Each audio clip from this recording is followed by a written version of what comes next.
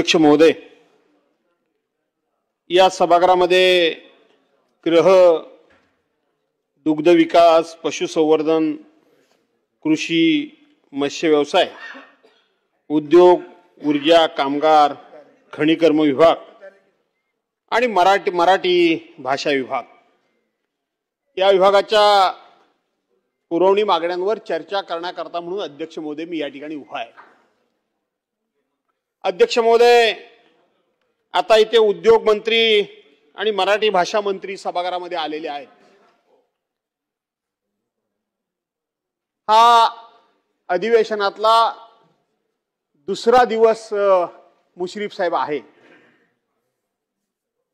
शेवटी आम्ही दुसऱ्या आठवड्यातला पहिला दिवस आहे। दुसऱ्या आठवड्यातला हा पहिला दिवस आहे। अध्यक्ष महोदय, 293च्या प्रस्तावाची वासलात कशी लागली ती आपण बघितली आणि या पुरवणी मागण्या करता म्हणून संबंधित खात्याचे किती मंत्री आहेत हा सुद्धा एक संशोधनाचाच विषय या ठिकाणी आहे। का नैराश्य सरकारच्या मनामध्ये अशा प्रकारचं नैराश्य का, कशा करता? वर काय हो ते मी वरच्या सभागृहात पण मी होतो, मी फक्त ह्या सभागृहात नाही, त्यामुळे वरच्या सभागृहात सांगायचं खाली आहेत आणि खालच्या सभागृहात वर आहेत, काही नवीन नाहीये। आणि म्हणून तुमच्याकडे कुठलं खातं आहे? वस्त्रोद्योग। मला वाटतं आज आपला विभाग आहे का? आमच्या झिरवळ साहेबांच्याकडे कुठला विभाग आहे? आपला आज विषय आहे का? मुश्रीफ साहेब तुमचा विषय आहे का? आशिषजी जसवालांचा आहे आणि सन्मान्य मंत्री महोदय पंकज भोयरजींचा आहे आणि मॅडम आपला ऊर्जा मला वाटतं विषय आहे। ते आता कुठून तरी इकडून तिकडून आपण आलात। मी मगापासून सभागृहामध्ये इकडे बघत होतो, तिकडे बघत होतो।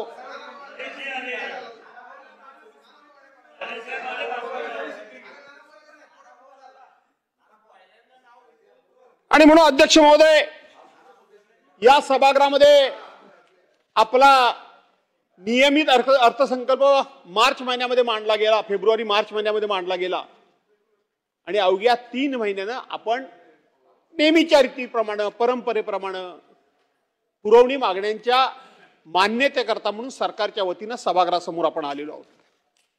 कितीच्या मागण्या आपण मागितल्या अध्यक्ष महोदय?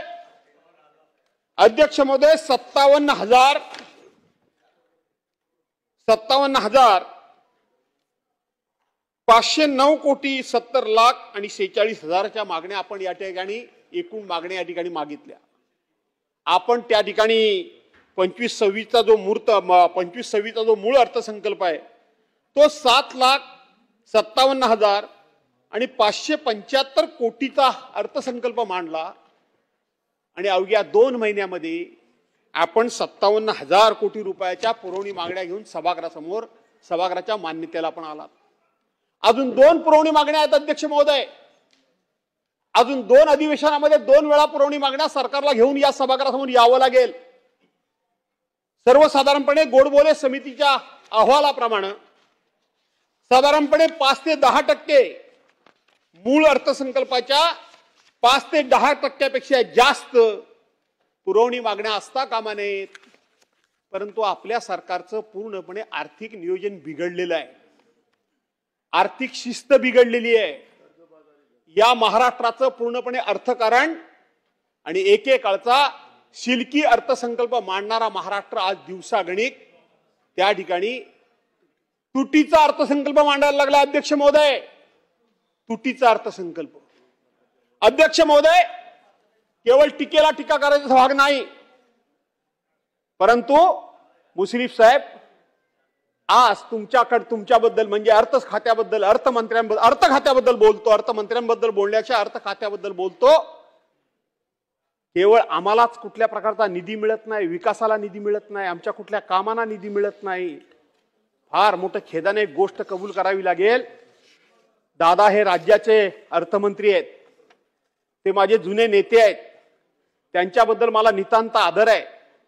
गेल्याच महिन्यामध्ये ते कोकणामध्ये संगमेश्वरला छत्रपती संभाजी महाराजांचं स्मारक उभा करण्याकरता गेले होते मुश्रीफ साहेब, मी स्वतःहून त्यांच्या स्वागताला गेलो.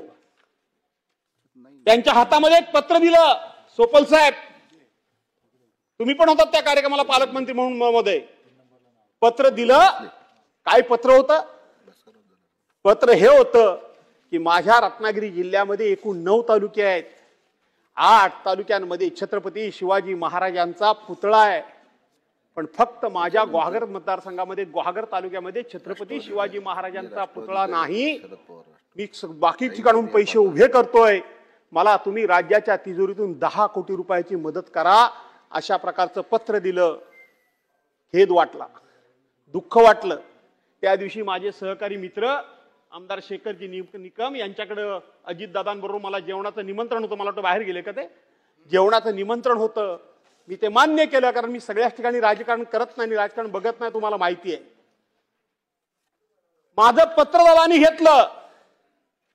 दादांना 4-4 वेळा विनंती मी केली, पण दादांनी छत्रपती शिवाजी महाराजांच्या पुतळ्याला पैसे देण्याचा होकार सुद्धा दिला नाही, मान सुद्धा हलवली नाही आणि टसकी मत झाले नाहीत. मंत्री महोदय, मनाला अत्यंत अत्यंत वेदना झाल्या. असंख्य इंगळ्या डसल्या, असंख्य इंगळ्या डसल्या. कोण जेवणार तुमचं जेवण? कोण तुमच्या बरोबर बसणार? शेवटी लाल मातीतला कार्यकर्ता आहे. काहीतरी आम्हाला मान नाही तर पण स्वाभिमान तर निश्चितपणे आहे. आणि छत्रपती शिवाजी महाराजांच्या पुतळ्या बाबतीत तुम्ही सुद्धा जर राजकारण हे करत असाल, मी डीपीसी मध्ये हा विषय मांडला, आपण त्याला होकार दिला. जे आहे ते मी कबूल करणारा माणूस आहे, तुम्हाला माहित आहे. तुमचे आमचे राजकीय मतभेद आहेत, पण तुमची जनरली शासकीय मीटिंग मी कुठलीही चुकवत नाही. मी जातीनिशी हजर असतो, कोणी मंत्री असू दे. माझं कर्तव्य आहे. मंत्री कुठला हा मला माहित नाही. त्या मंत्र्याकडून माझ्या मतदारसंघातल्या जनतेला मला न्याय कसा देता येईल हे मला बघितलं पाहिजे. पण तक्रार फक्त माझीच होती असं वाटलं. मनाला असंख्य वेदना झाल्या. पण आता सभागृहामध्ये किंवा सभागृहाच्या बाहेर दिल्लीच्या नेत्यांच्याकडं तुम्ही आपसातच एकमेकाच्या तक्रारी करायला लागले आहात. आपसातच भाजपवाले सुद्धा अर्थ खात्याबद्दल तक्रार करतायत, शिवसेनेवाले सुद्धा अर्थ खात्याबद्दल तक्रार करतायत. मला या निमित्तानं आज बोललं पाहिजे. हा वाईटपणा कोण घेत? अर्थमंत्री कोणाला पैसे देणार नाही, कोणाला पैसे देणार हे अर्थमंत्री कसे ठरवू शकतात? कसे ठरवू शकतात?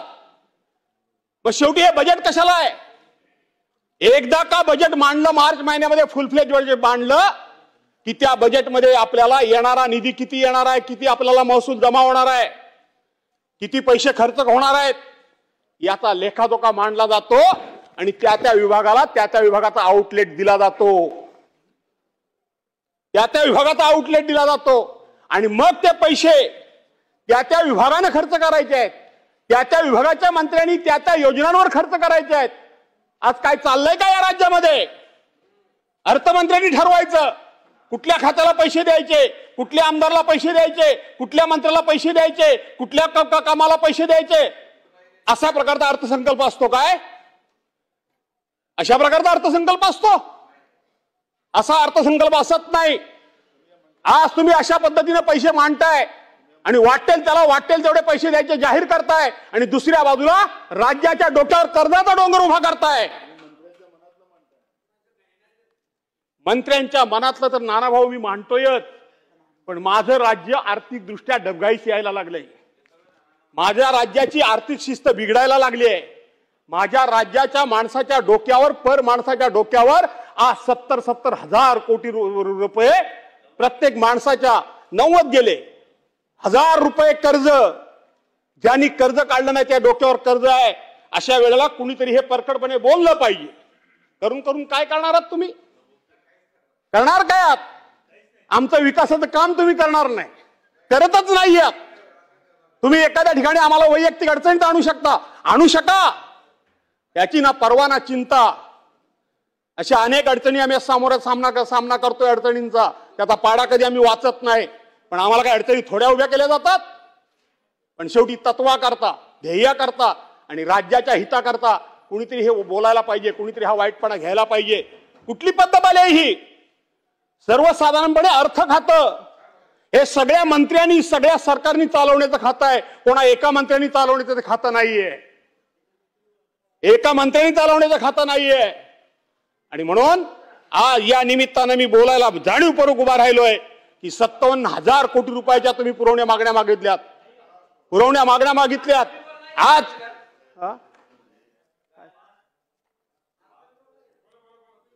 57,000 कोटी रुपयाच्या तुम्ही पुरवणी मागण्या या ठिकाणी मागितल्यात तुम्ही अध्यक्ष महोदय तुम्ही मागितल्यात आणि म्हणून मूळ अर्थसंकल्प जो आहे तो 7,57,575 कोटीचा तुम्ही आज हाच अर्थसंकल्प शेवटी 8,15,085 कोटीचा हा तुम्ही या ठिकाणी अर्थसंकल्प घेऊन गेलात.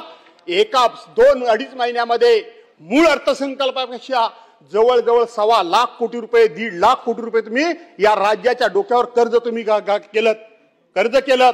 आणि अध्यक्ष महोदय हे कर्ज जर तुम्हाला अशाच पद्धतीने सुरू ठेवायचं असेल तर भविष्यामध्ये पूर्णपणे येणारा महसूल आज तुमची चालली मस्ती आज तुमचं हे सगळं चाललंय ते जीएसटीचा पैसा तुम्हाला येतो म्हणून हे सगळं चाललंय. जीएसटीचा पैसा येतो म्हणून तुम्हाला चाललंय. कधी जर जीएसटी नसेल तर राज्याची अवस्था काय होईल. आणि म्हणून अध्यक्ष महोदय आर्थिक शिस्त राहिली पाहिजे.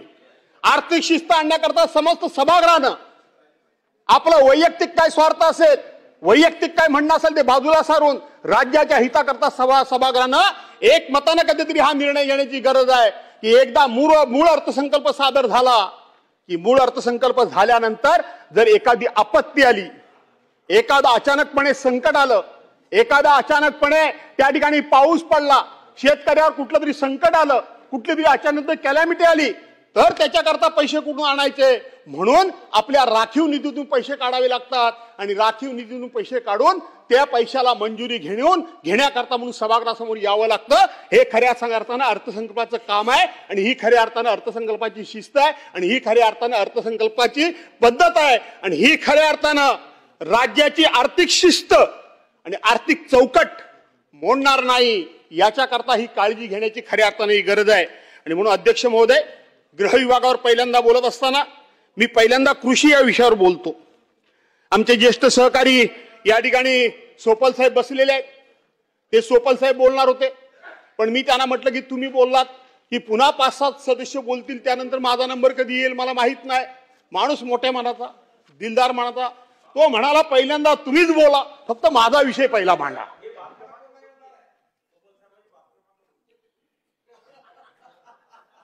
असं आहे अध्यक्ष महोदय की या ठिकाणी बाब क्रमांक 42 पान क्रमांक 29 बाब क्रमांक 43 पान क्रमांक बाप नव्हे हा बाब नाही तर बाप म्हणाल तुम्हाला मी बोललो म्हणून तुम्ही माझ्यावर ऑब्जेक्शन घ्याल की माझा बाप काढला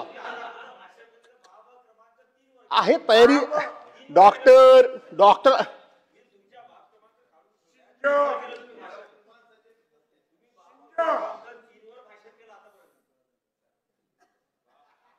ठीक आहे. तर अध्यक्ष महोदय बाब क्रमांक मी सांगितला 42 पान क्रमांक 29 बाब क्रमांक 43 पान नंबर 29-30 बाब क्रमांक 44 पान नंबर 30 बाब क्रमांक 48 पान क्रमांक 32-33 बाब क्रमांक 49 पान क्रमांक 33-34 बाब क्रमांक 50 पान क्रमांक 34 या सगळ्यावर एकत्रितपणे बोलतो अध्यक्ष महोदय. या सगळ्यावर एकत्रितपणे बोलतो आणि म्हणून आमचे ज्येष्ठ सहकारी या ठिकाणी सोपल साहेब म्हणाले की तू बोल पण माझा विषय पहिल्यांदा मांड. आणि म्हणून मंत्री महोदय कृषीशी मला वाटतं अशी जी तुमच्याकडे कृषी आहे ना आपले कॅबिनेट मंत्री आहेत कुठं काय झालं म्हणजे त्यांच्यावर वरच्या म्हणजे वरच्या म्हणजे काय झालं म्हणजे चाकबीक पडते म्हणून येत नाही की काय सभागृहामध्ये काय होतं काय बरं असू दे अशी जी तुम्ही आहात ना काय हरकत नाही. आणि म्हणून सन्मान्य सोपल साहेबांचं हे मी माझं मांडणं म्हणण्याच्या त्यांचा विषय म्हणून त्यांचं नाव घेऊन मी जाणीवपूर्वक या ठिकाणी मांडतोय. त्यांच्या जिल्ह्यातली प्रधानमंत्री पीक विमा योजना जी बार्शी तालुक्यामध्ये आहे त्याच्यामध्ये विमा रक्कम 115 कोटी रुपये मंजूर झाली आणि त्याच्यामध्ये 90,000 शेतकरी लाभार्थी होते. परंतु त्यापैकी 115 कोटीपैकी वितरित किती झाले मंत्री महोदय 65 कोटी झाली. शेतकरी किती होते 63,000. प्रलंबित रक्कम ही राहिली 49 कोटी आणि त्यातले शेतकरी जे लाभार्थी आहेत ते 27,000 शेतकरी त्या लाभापासून वंचित राहिलेले आहेत। याचं कारण एकच सांगितलं जातं अध्यक्ष महोदय की शेतकरी किंवा अधिकारी शेतकऱ्यांना जे कारण सांगतात ते सांगतात की केंद्र आणि राज्य सरकारचा दुसरा हप्ता आला नाही म्हणून आम्ही तुम्हाला पैसे देत नाही। तुमच्या उत्तराच्या भाषणामध्ये ही खरी गोष्ट आहे का? जर ही गोष्ट खरी असेल तर खरी म्हणून कबूल करा, जर हे देणं नसेल तर हे वितरित झाले का आणि अधिकाऱ्यांच्या लेवललाच ते पडून आहे का त्याची माहिती द्या। आणि याच्या उपर हे जर पैसे आलेच नसतील तर आपण दुसरा हप्ता कधी देणार हे सुद्धा या ठिकाणी सभागृहाला सांगा। अध्यक्ष महोदय, या ठिकाणी दुसरा जो विषय आहे तो विषय म्हणजे आमच्या कोकणातला विशेष करून मत्स्य शेतीबद्दलचा विषय या ठिकाणी आहे। मत्स्य विकास मंत्री सभागृहामध्ये आहेत, त्यांनी मला थोडंसं सांगितलं तर बरं होईल। मासेमारी बंदरे जेटीच्या बांधकामासाठी म्हणजे 53 मोठी बांधकामे हे नवीन उद्दिष्ट शीर्ष कार्यान्वित करण्याकरता 1000 इतकी लाक्षणिक तरतूद करण्याचे ठरवण्यात आले आहे। बाब क्रमांक डॉक्टर 61 आणि पान क्रमांक 40 त्याच्यामध्ये हे विशेष आहे। ही 1000 रुपयामध्ये आपण कशा पद्धतीचे बांधकाम बांधणार आहात, कशा पद्धतीची ही मोठमोठी बंदरं उभी करणार आहात, केंद्र सरकारच्या निधीतून उभं करणार आहात। आणि केंद्र सरकारचा निधी जर घ्यायचा असेल आणि जर हेड नसेल हे तर हे हेड ओपन करण्याकरता म्हणून 1000 रुपयाची तरतूद हे त्या हेड ओपन करण्याकरता म्हणून करावी लागते हे मला मान्य आहे, कारण हा नवीन विषय असेल, कदाचित नवीन योजना असेल किंवा नवीन हे हेड ओपन करायचं असेल म्हणून 1000 रुपये। परंतु आपल्या कोकणामध्ये आज बांद्राची अवस्था काय आहे, आज संरक्षण बांधाऱ्यांची अवस्था काय आहे, आज उधाणाचं पाणी पाऊस पडतोय, आज नदीच्या आपल्या समुद्राच्या किनारी राहणारे जे मच्छीमार बांधव आहेत ते चारी बाजूने धोक्यात आहेत हे तुम्हाला मान्य करावं लागेल। चारी बाजूने धोक्यात आहेत।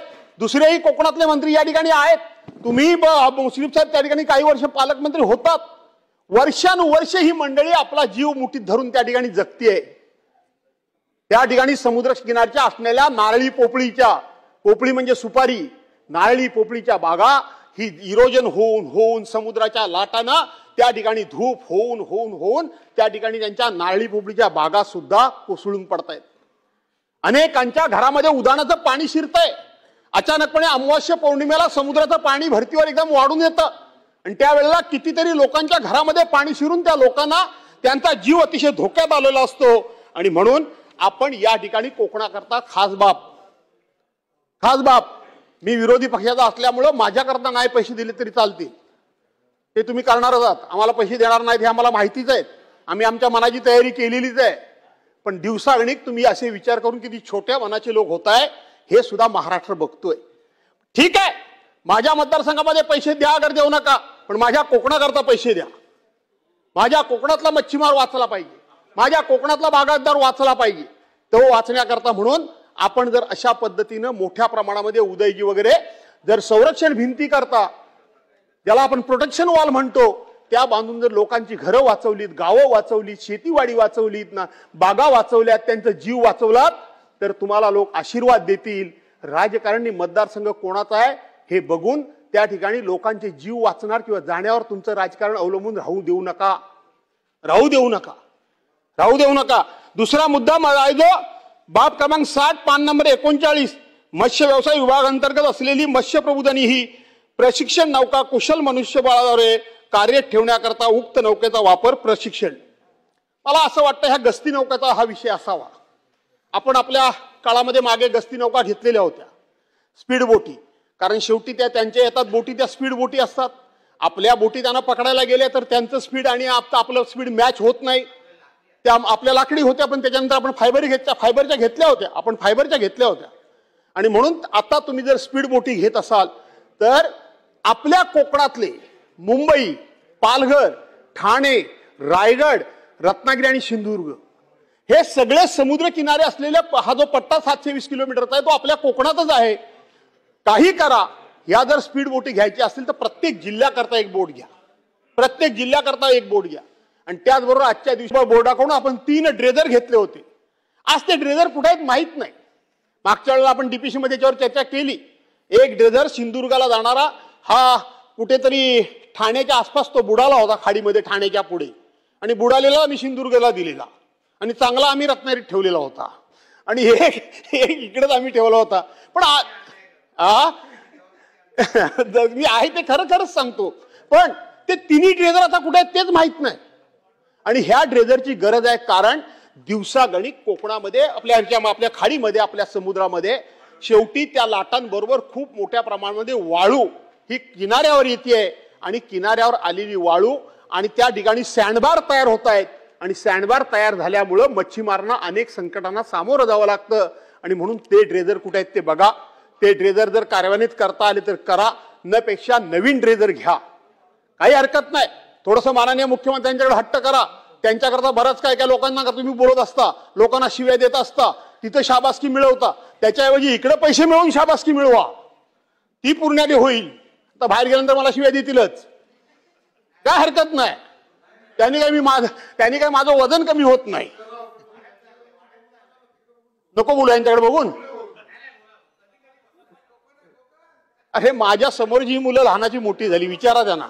आता ते काही मोठेच झाले एकदम, त्यामुळे तो भाग वेगळा. आणि मी तुम्हाला माहित आहे की मी अशी कधी कटुता विकास कामांच्या बाबतीत कोणाकडे कटुता ठेवत नाही, मी कधी चुकूनही ठेवत नाही. आणि म्हणून त्यांना मी सांगतोय की तुम्ही माननीय मुख्यमंत्री, एखादा चिमटा काढावा लागतो आणि म्हणून मुख्यमंत्र्यांची शाबासकी मिळवा. कोकणाला पैसे जास्त घेऊन ती शाबासकी जर तुम्ही मिळवलीत तर खूप चांगलं होईल. अशा प्रकारची मी सूचना या ठिकाणी करतो. आपण त्या ठिकाणी मासेमार संकट निवारण निधी हा आपण 56,17,000 फार मायनर 57,000 कोटीमध्ये नाम, कुठे 1000 कुठे 56,00,000. तुम्हाला मी एका ठिकाणी विनंती करतो की पूर्वी मच्छीमार जर अपघातानं वारला तर त्याला फक्त 50,000 रुपये मिळायचे. आपण तो वाढवून आता किती सध्या झालीत मला माहित नाही, पण त्या काळामध्ये आपण 2 लाखापर्यंत घेऊन गेलो होतो. दुसरी एक अडचण अशी होती की मच्छीमार पाण्यामध्ये बुडाला तर त्याची बॉडी नाही मिळाली तर 7 वर्षापर्यंत त्याला मृत म्हणून घोषित करता येत नव्हतं. 7 वर्षापर्यंत त्याची बॉडीच जर मिळाली नाही तर त्याला विम्याची रक्कम मिळत नव्हती, त्याला कुठलीही मदत मिळत नव्हती आणि तो मृत झाला अशा पद्धतीचं घोषित केलं जात नव्हतं किंवा तशा प्रकारचं डेथ सर्टिफिकेट मिळत नव्हतं. पण त्याच्यामध्ये नंतरच्या काळामध्ये आपण एक ॲफिडेव्हिट घेऊन त्याला मृत झाला म्हणून घोषित करता येत होतं.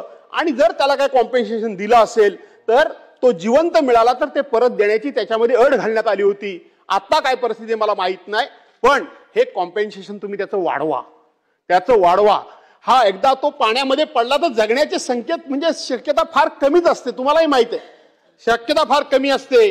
मध्यंतरी माझ्याकडचा आपण इथं सांगितलं त्यांना मदत करण्याकरता यांच्याच आमच्या मंत्री महोदय उदयजी सामंतच्या जिल्ह्यामध्ये त्यांच्याच मतदारसंघामध्ये एक बोटीमध्ये सगळे बाहेरचे होते, नेपाळी लोक होते, एकच फक्त होता माणूस, तो स्थानिक होता, तो माझ्या मतदारसंघातला होता.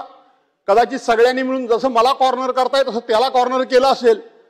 गमतीचा भाग सोडा मुश्रीफ साहेब, त्या लोकांनी अशी जी त्याची मान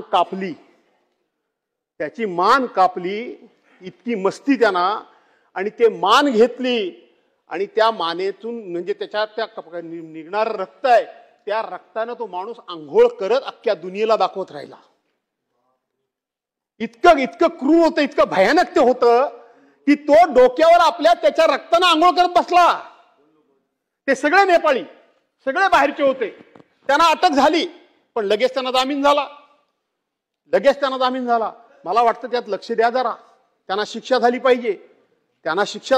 कारण शेवटी त्या घरामध्ये त्या माणसाचं एक बायको, त्याची पत्नी, मी माझ्याच मतदारसंघातला एक मुलगी, राहायला धड घर सुद्धा नाही आणि आता ते कुटुंब पूर्णपणे बेवारस सारखं पडलेलं आहे. आणि म्हणून अशा लोकांना आळा घालण्याकरता म्हणून आणि त्यांना आपण मदत या ठिकाणी केली पाहिजे. देशातील केंद्रीय मत्स्य संशोधनाद्वारे मत्स्य विभागाच्या अधिकृत जिल्हा कार्यालयातील मत्स्य अधिकारी तांत्रिक त्यांना शिक्षण प्रशिक्षण, ते अधिकाऱ्यांचं नियमित शिक्षण प्रशिक्षण असतं.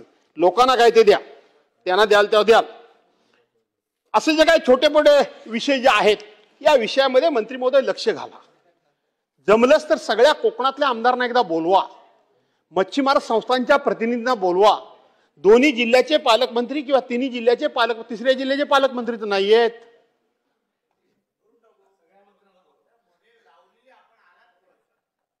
नाही, असं होऊच शकत नाही. मला बोलवलं असेल, माहिती घ्या तुम्ही. तुम्ही एक काम केलं असेल, सर्वांना बोला, भास्करला बोलवू नका. मी कुठेही गेलो ना तरी मी सरकारी मीटिंग चुकवत नाही.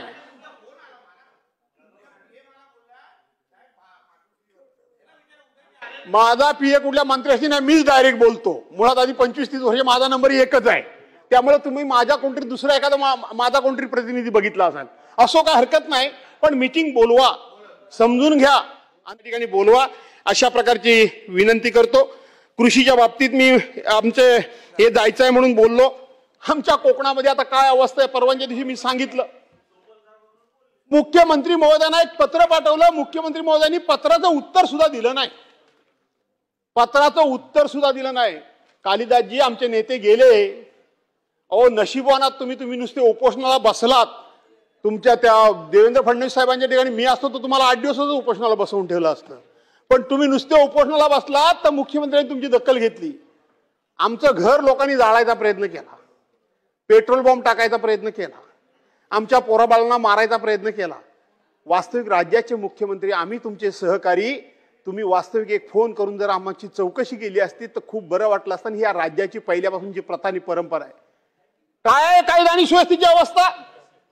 माझी स्वतःची गाडी नमस्ते या, माझी स्वतःची गाडी उद्याची सेना भवनच्या खाली उभी राहिली आणि मी गाडी देऊन बसलो तर माझा ड्रायव्हर तोंड करून एवढं गाडी देऊन बसाल, एवढं तोंड करून उभा. काय झालं तर म्हणतो नुसता चहा प्यायला बाजूला गेलो. फुटपाथवर गाडी, सेना भवनांच्या खाली, रस्त्यावर नव्हे, फुटपाथवर गाडी.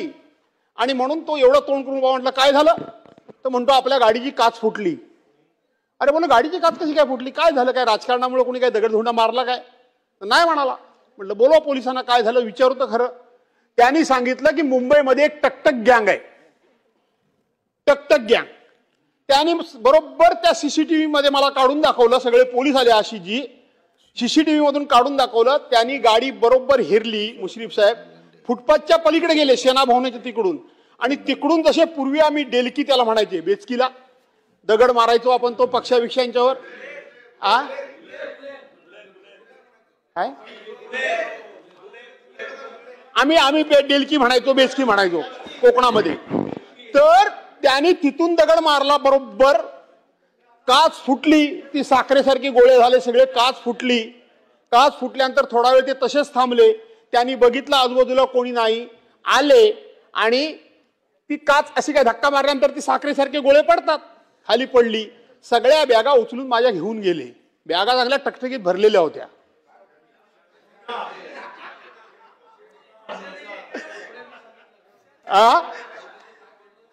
अहो ज्या दिवशी आपलं अधिवेशन संपलं तो माझा बारबिस्तारा मोठा माझ्याबरोबर तयार असतो. सगळ्या बॅगा फायलीनी भरलेल्या होत्या, पिशव्या होत्या. बॅगा म्हणजे बॅगा अशा नव्हत्या, कापडी पिशवी वगैरे, त्या सगळ्या घेऊन गेले. त्या व्यवस्थितपणे बांधून ठेवलेल्या. त्यांच्या मनात म्हटलं साला बरंच काहीतरी घबाड मिळालेलं दिसतंय. मुद्दा गमतीचा सोडा, 1.5 वर्ष होऊन गेलं. आशिषजी अनेक वेळा पोलिसांना विचारलं त्या टकटक गँगचं काय झालं. आता आपण आपली दुःख सांगायची नसतात. ही जर आपली अवस्था असेल तर सामान्य माणसाची दखल कधी घेतली जात असेल. हे सेना भवनच्या खाली भर रस्त्यावर होत असेल. 5 पथकं नेमली, 5 पोलिसांनी. हल्ली पथक हा प्रकार भारी झालाय. तो वाल्मिक कराड शोधायला 150 पथकं, तो शिवाजी महाराजांचा पुतळा पडला त्याला 25 पथकं, आणखीन कुणी काय बलात्कार केला त्याला 25. त्या अक्षय शिंदेला पकडली शाळेमध्ये त्याला 10 पथकं. आणि सगळे मिळाले कुठं. ही पथकं काय त्या ठिकाणी काय सहलीला जातात की काय, पर्यटनाला जातात की काय. तो शेवटी वाल्मिक कराड स्वतः हजर झाला. पथकाने काय केलं, तो अक्षय शिंदे तिथंच डोंबिवलीलाच मिळाला. पथकाने काय केलं, त्याच्यानंतर दुसरं कोणाचं मी नाव घेतलं, तो पण तिथं शिवाजी महाराजांचा पुतळा पडला, तो सुद्धा घरीच मिळाला. पथकाने काय केलं, कसलं पथक, काय पथक, सरकारी पैशानं हे लोक पर्यटनाला जातात की काय पोलीस. यांचं बँड पथक झालंय तुम्ही म्हणता तसं. आणि म्हणून यांच्यावर दखल घेण्याची गरज आहे. अध्यक्ष महोदय, दुसरा एक विषय आहे. परवांच्या दिवशी आमच्या गुहागर मधला एक नाटेकर नावाचा माणूस कारल्याला त्या ठिकाणी एकविरा आईच्या दर्शनाला आला. एकविरा आईच्या दर्शनाला आला, दर्शन केलं आणि गर्दी होती म्हणून तिथल्या बाजूच्या बंगल्याच्या कंपाऊंड मध्ये त्यांनी गाडी रिव्हर्स घेऊन फक्त गाडी वळवली.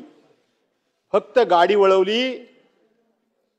मुश्रीफ साहेब त्याचा पाठलाग करून त्याला चेचून चेचून मारला. कंपाऊंड वॉलच्या दरवाजाला टच झाली का, नाही. त्याच्या गेटला काय धक्का लागला काय, नाही. त्याचं काय नुकसान झालं काय, नाही. ते नाना तऱ्हेनं तो हातापाय पडत होता, अरे मी नुसती गाडी वळवली, मला सोडा, तुमचं काय म्हणणं असेल ते करा. त्याला अक्षरशः मंत्री महोदय पुण्याला, लोणावळ्याला, कार्लाला, एकविराई देवीच्या त्या रस्त्यावर ठेचून ठेचून मारला. काय चाललंय का हे? काय चाललंय का हे अध्यक्ष महोदय? त्याला अक्षरशः ठेचून ठेचून मारला. आणि म्हणून ठेचून ठेचून मारला. आणि दुसऱ्या दोनच मुद्दे सांगतो आणि मी भाषण माझं बंद करतो, कारण शेवटी या मगापासून सगळ्यांचीच भाषणं होत आहेत. खरं तर ह्या सप्लिमेंटरीवर भाषणं करायची नसतात, बाप क्रमांकाने सांगायचं असतं आणि पुढे पळत जायचं असतं, पण चाललेत भाषणं. तर उदार झालेत आपलं पीठासन अधिकारी, त्याचा फायदा घ्यायचा. थांबा 2 मिनिटं, 2च मिनिटं. 2 मुद्दे मी फक्त माननीय मुख्यमंत्री महोदयांच्या लक्षात आणून द्या. पूर्वी प्रत्येक शासकीय कार्यालयामध्ये टेलिफोन असायचे, लँडलाईन नंबर असायचे. उद्धव साहेब तुम्ही पण लक्षात घ्या, तुमच्या उद्योग खात्यावर मी बोलत नाहीये, खरं बोलायला हवंय. कोकणामध्ये काय काय उद्योग आणताय ते सांगा एकदा आम्हाला, ते पुढच्या वेळेला बोलू. आणि म्हणून पूर्वी प्रत्येक खात्यामध्ये टेलिफोन नंबर होते, तुम्ही पण ताई लक्षात घ्या. लँडलाईन होते. आता कुठल्याही खात्यामध्ये लँडलाईन राहिलेले नाहीत. कुठे शोधायचं पोलिसांना तुमच्या? कुणी शोधायचं? लँडलाईन नंबरच अस्तित्वात नाही. आणि कुठल्याही तुम्ही ड्युटी अंमलदाराला जर फोन केलात आणि त्याच्याकडे साहेबाचा फोन नंबर मागितलात तर तो सांगतो साहेबांचा मोबाईल नंबर माझ्याकडे नाही. आणि म्हणून मी एक कल्पना मागच्या वेळा सुचवली होती की MSCBच्या अधिकाऱ्यांनी, ताई तुमच्या खात्यानं लक्षात घ्या, आपल्या ऊर्जा खात्याच्या अधिकाऱ्यांनी अगदी सगळ्या अधिकाऱ्यांचे नंबर, अधिकारी जरी बदलला तरी त्याचे नंबर तेच आहेत. सीईचे पण तेच आहेत, एसीचे पण तेच आहेत, एक्झिक्युटिव्ह इंजिनियरचे पण तेच आहेत, डेप्युटी इंजिनियरचे तेच आहेत, लाईन नंबरचे तेच आहेत. अधिकारी जाऊ द्या, लँडलाईन प्रमाणात तो मोबाईल नंबर त्या माणसाकडेच राहिला पाहिजे किंवा तो नंबर तिथं राहिला पाहिजे. अशा प्रकारची मंत्री महोदय व्यवस्था करा. ही अवघड नाहीये. आमच्या एसपींची तुम्ही बदली केलीत. आमच्या जिल्ह्यामध्ये त्यांनी सुरुवात केली होती. धनंजय कुलकर्णी नावाचा एसपी, इतका चांगला माणूस, त्याला एका साईडला आणून कोपऱ्यात टाकलात. त्याचं इन्सल्ट आहे खरं सांगायला गेलं तर. इतका चांगला अधिकारी गेले कित्येक वर्षात आपल्या जिल्ह्याला लाभला नव्हता, हे तुम्हालाही मान्य करावं लागेल. तुम्ही त्याची शिफारस केली हे मला कळलं. तुम्ही त्यांना चांगली पोस्टिंग मिळावं अशा पद्धतीचं प्रयत्न केलात हे मला कळलं. मला असं वाटलं होतं की तुमचं यांच्याकडं, फडणवीस साहेबांच्याकडे मोठं वजन आहे, पण घटलेलं दिसतंय वजन. आणि म्हणून तुम्ही ते बघा, तशा पद्धतीचे खात्याच्या सगळ्या अधिकाऱ्यांनी जर केलं तर त्यांना शोधणं सोपं जाईल. आणि दुसरी गोष्ट, आमचे दीपक केसरकर राज्यमंत्री होते तेव्हापासून मी त्यांच्या मागे लागलो होतो. तुम्ही हल्ली गाडीने जातच नाही, तुम्ही कायम हेलिकॉप्टरनीच जाता. आता पावसामध्ये ते गोव्या मार्गे जाता. आपल्याकडे म्हणता पोलीस कमी आहेत, तुम्ही म्हणता की नाही, गुन्हे डिटेक्ट करायचे असेल तर पोलिसांची संख्या कमी आहे, पोलीस कमी आहेत. अहो त्या रस्त्यावर पोलीस अक्षरशः लोकांना छळतायत, त्रास देत आहेत. दर 50 फुटावर पोलीस उभे आहेत तुमचे, दर 50 फुटावर 100 फुटावर लोकांच्या गाड्या उभ्या करतायत. एका हातात म्हणजे 2 कॅमेरे, एक कॅमेरा खरा, एक कॅमेरा खोटा. पनवेल ते सिंधुदुर्ग चालेल का नको? किमान रत्नागिरी, सिंधुदुर्गात नको, ते चालू दे. अरे ते सगळे कोण असला तरी ऐकतात काय? एवढं सोपं आहे का ते? कोकणामध्ये रस्ती, तुम्हाला मी गंमत सांगतो, यांच्या कोणाच्या लक्षात येत नाही. कोकणातला रस्ता हा सगळ्या सिटीमधून गेलाय मुश्रीफ साहेब. कारण कोकण हा संपूर्णपणे खाडी किनारी वसलाय. पूर्वी माल वाहतूक ही पूर्णपणे बोटीनं व्हायची, त्यामुळं सगळी शहरं ही खाडी किनारी, समुद्र किनारी वसलेली असल्यामुळं तिथली स्थानिक पोलीस स्टेशन आहेत. प्रत्येक ठिकाणी स्थानिक पोलीस स्टेशन आहेत. आणि सगळा रस्ता हा आपला शहरातून जातो. कशा करता हे एवढे पोलीस? 10, 15, 20 पोलीस गाडी घेऊन उभी, येणारी प्रत्येक गाडी उभी करतात. एकदा स्पष्ट करा की त्यांना कोणता अधिकार आहे, कोणता अधिकार नाही. छळतात अक्षरशः. कॅमेरा मारायचा, मग तो बिचारा येतो, मग चल तुझा डिलीट. ऐकला नाही की म्हणायचं तुझा डायरेक्ट तिकडे गेलाय मेसेज. आणि तुम्ही पण सांगता एकदा त्याचा फोटो काढला की त्याचा मेसेज डायरेक्ट जातो. तो खऱ्या कॅमेऱ्यानं मारला तर डायरेक्ट जाईल, डुप्लिकेट कॅमेऱ्यानं फोटो काढला तर कसं जाईल, कसा जाणार आहे? आणि म्हणून बाकी महाराष्ट्रात काय करायचं ते करा, पण त्या कोकणामध्ये मात्र हे तुमचे जे काही पॉइंट आहेत ते कमी करा. कारण आम्ही रोज गाडीनं प्रवास करतो, लोक आम्हाला ओळखतात आणि मग रस्त्यावर हात दाखवतात. ओ साहेब बघा, हो आमची लहान लहान पोरं बाळा येतो, 2 तास झाले हा सोडायला तयार नाही. अरे काय झालं, कशामुळं? नाही, कागदपत्र आहेत, सगळे आहेत, पण जाऊन तिकडे उभा राहिला एका कोपऱ्यात. आता बोललं तर वाईट वाटेल, पूर्वीच्या काळामध्ये एक वाल्या कोळी होता, आता आमच्याकडे प्रत्येक झाडाच्या आड एक वाल्या कोळी तुमचा असतो प्रत्येक ठिकाणी. आणि म्हणून त्यांना कमी करा आणि लोकांचा त्रास कमी करा, अशा प्रकारची या ठिकाणी विनंती करतो. पुन्हा एकदा या मागण्यांना विरोध करत असताना विरोधाचं कारण मी तुम्हाला स्पष्टपणे सांगितलंय की राज्याची आर्थिक स्थिती बिघडू देऊ नका. राज्याचे अर्थमंत्री म्हणजे ठरवतील त्यांना धडल ते पैसे, अशा पद्धतीने अर्थखातं चालू शकत नाही आणि अशा प्रकारचं अर्थखातं असू शकत नाही. आणि जे दादांना सांगा, छत्रपती शिवाजी महाराजांच्या पुतळ्याला तुम्ही विरोध केला होता, तुम्ही खूप मोठे आहात, तुम्ही नेते आहात, पण शेवटी शिवाजी महाराजांकरता भास्कर संघर्ष केल्याशिवाय राहणार नाही, एवढंच तुम्हाला सांगतो. आणि या पुरवणी मागण्याला विरोध करतो आणि थांबतो. जय हिंद, जय महाराष्ट्र. टाइम्स डिजिटलला लाईक करा, सबस्क्राईब करा, शेअर करा आणि बेल आयकॉन दाबायला विसरू नका. पाहत रहा टाइम्स डिजिटल.